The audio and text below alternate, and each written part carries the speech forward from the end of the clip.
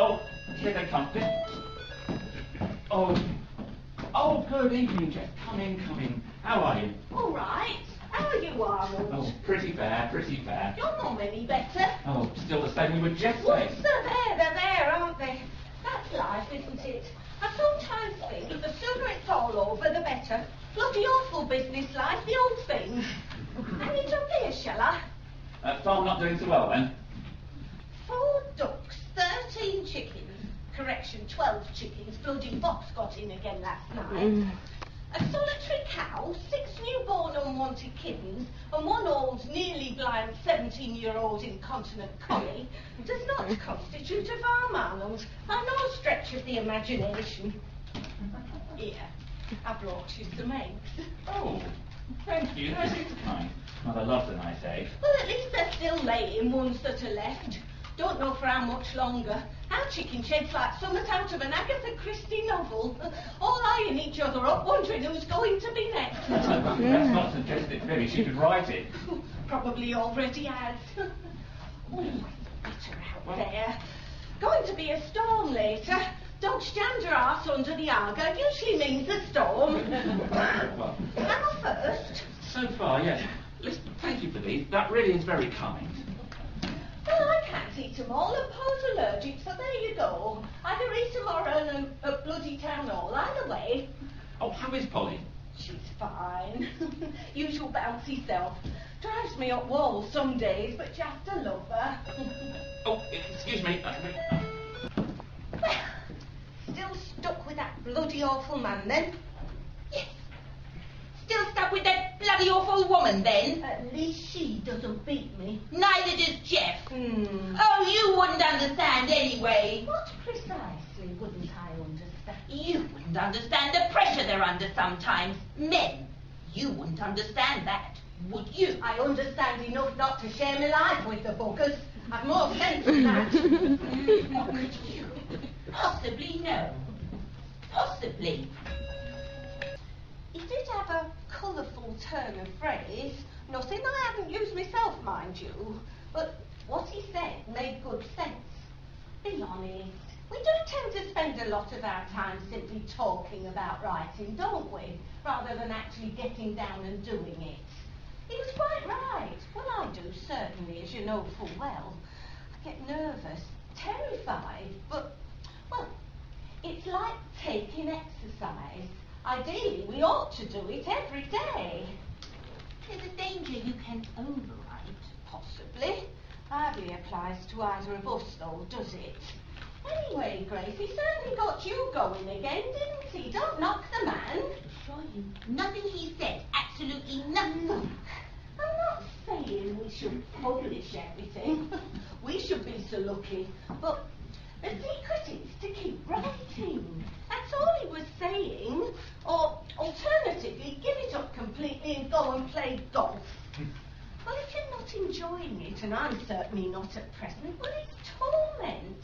I mean, come on, it's got to be fun, at least, hasn't it? Rewarding. Otherwise, what are we all doing it for? Not for the money, that's for sure. But what else are we doing it for but for our own pleasure? Sorry. No.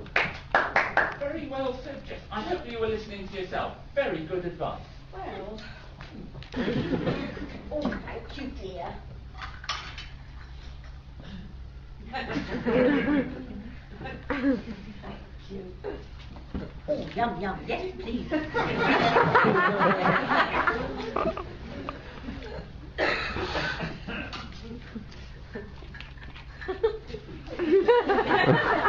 Thank you. Yes, I will actually. Thank you very much. Yes, and...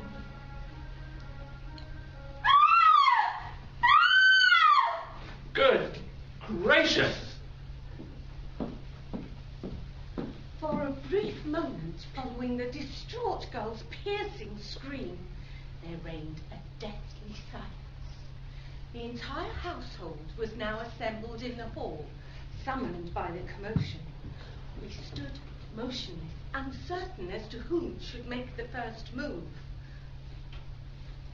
At the entrance to the upper floors stood the imposing figure of Dr. Thomas Goodpeace, physician and long-term friend of the Hassock family.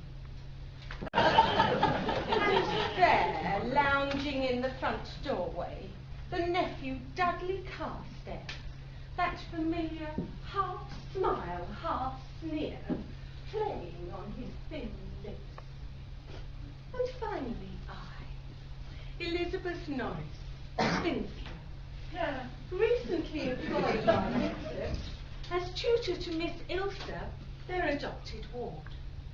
Upon hearing the disturbance, I had myself hurried from the drawing room.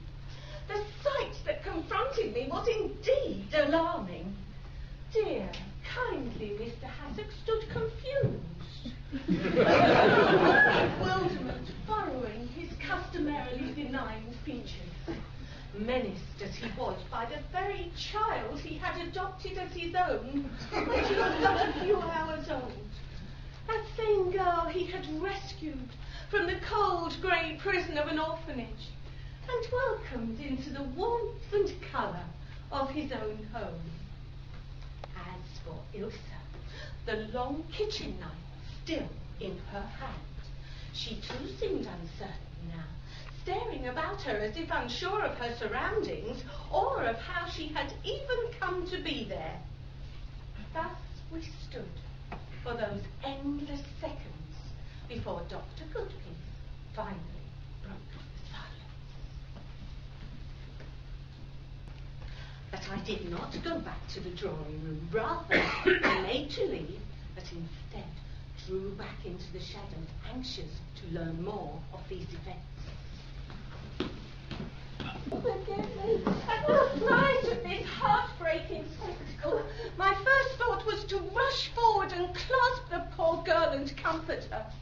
For truth be told, in those few weeks I had been in service at Hassock Hall, I had grown inordinately fond of her. However, before I could do so, upon witnessing this, and the now solitary figure of Mr. Hassock, so lonely and seemingly betrayed by those he loved, I risked all and stepped forward to speak to him. Mr. Hassock. Oh, yes, thank goodness. What on Mr. earth? Hassock, please hear me. Oh, what's going on, Jess?